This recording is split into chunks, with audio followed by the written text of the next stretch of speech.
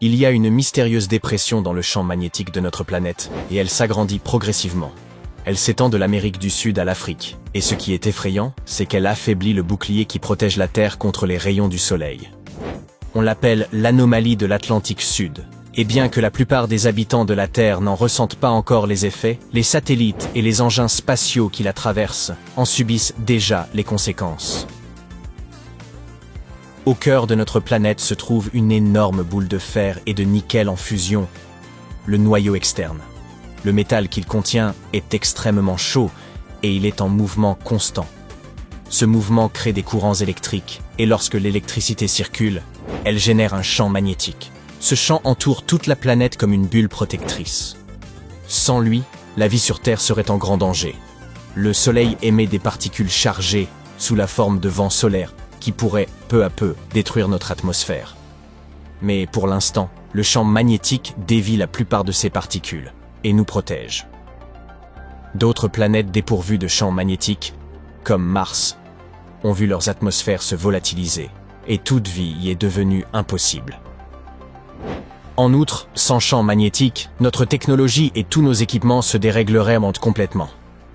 Les satellites, les réseaux électriques et même les avions seraient affectés par l'intensité des radiations. Cela entraînerait des pannes de communication, des erreurs de GPS et des coupures de courant. Et aujourd'hui, quelque chose d'étrange est en train de se produire sous le continent africain. Une immense masse de roches denses est profondément enfouie. À l'intérieur de la Terre, le superpanache d'Afrique a grandi et perturbe le champ magnétique. Les scientifiques pensent que cette chose étrange perturbe le flux du noyau externe et, par suite, le champ magnétique qui se trouve au-dessus. Cette perturbation est ce qui affaiblit le bouclier qui recouvre l'Atlantique Sud.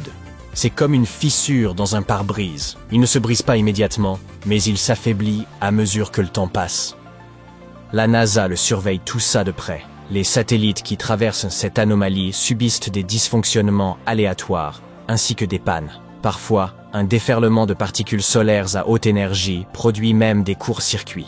Les opérateurs de mission doivent donc éteindre les systèmes avant d'entrer dans la zone affectée. Et c'est de pire en pire.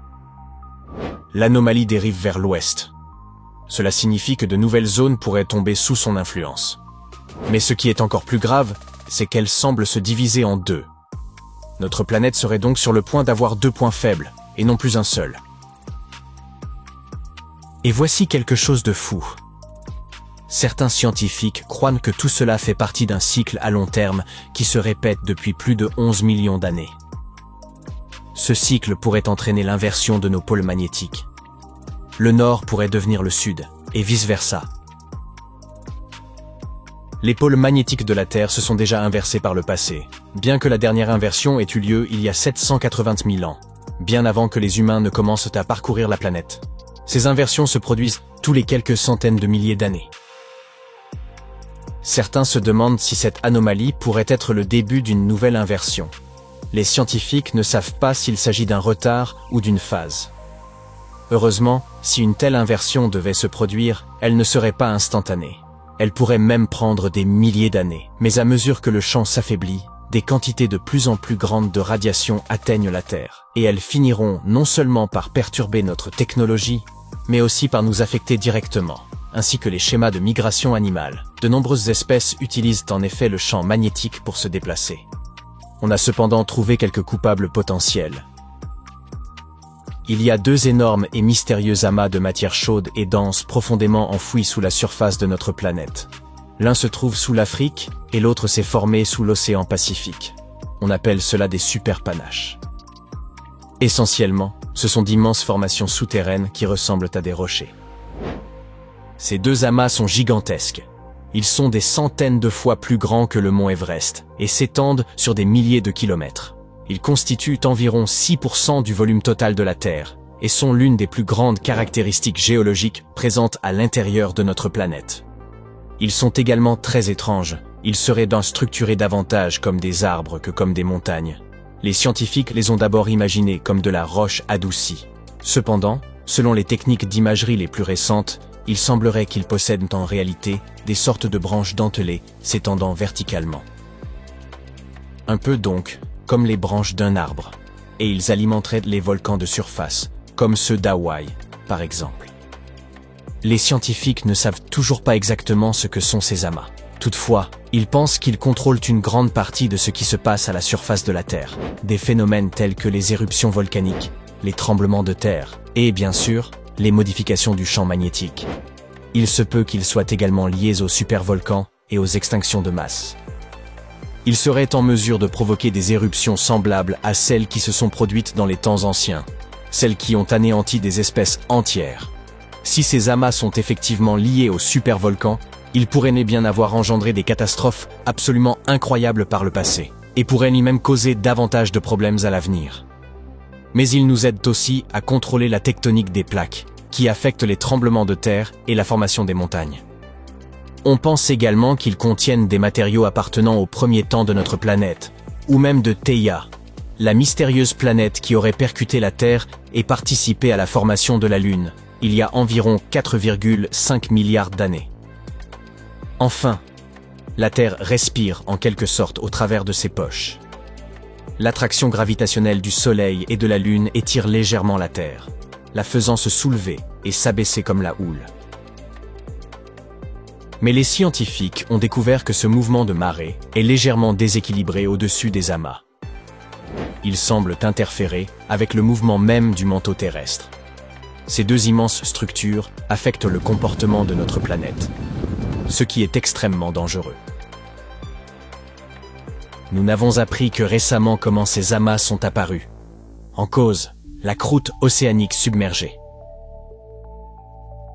Au cours de centaines de millions d'années, certaines parties du plancher océanique se sont enfoncées profondément dans le manteau terrestre. Ces dalles de roche se sont empilées tout au fond, et de cette façon, elles ont lentement formé ces énormes masses de croûte recyclées. Les scientifiques ne s'accordent pas sur la question du poids des amas par rapport à celui du reste du manteau. Une étude a suggéré qu'ils seraient plus denses, ce qui signifierait qu'ils sont constitués de matériaux plus lourds. Une autre étude a suggéré qu'ils seraient moins denses, ce qui pourrait vouloir dire qu'il s'agit de panaches de roches plus légers et plus chauds. L'amas africain est suspecté d'être l'une des causes de l'anomalie de l'Atlantique Sud. Mais les scientifiques enquêtent encore sur la façon exacte dont ils sont connectés. Étant donné que l'amas en question est une énorme masse dense reposant au-dessus du noyau externe, les problèmes pourraient être nombreux. L'amas est plus chaud et peut être chimiquement différent du manteau qui l'environne. Il pourrait donc perturber le noyau externe et affaiblir le champ magnétique. Un autre fait fascinant, ces amas pourraient contenir un océan d'eau emprisonné dans leurs minéraux. Les scientifiques ont en effet découvert que d'énormes quantités d'eau, plus que dans tous les océans réunis, sont piégées dans des minéraux présents dans les profondeurs du manteau. Un minéral, la ringwoodite, peut stocker de l'eau à l'intérieur de sa structure cristalline.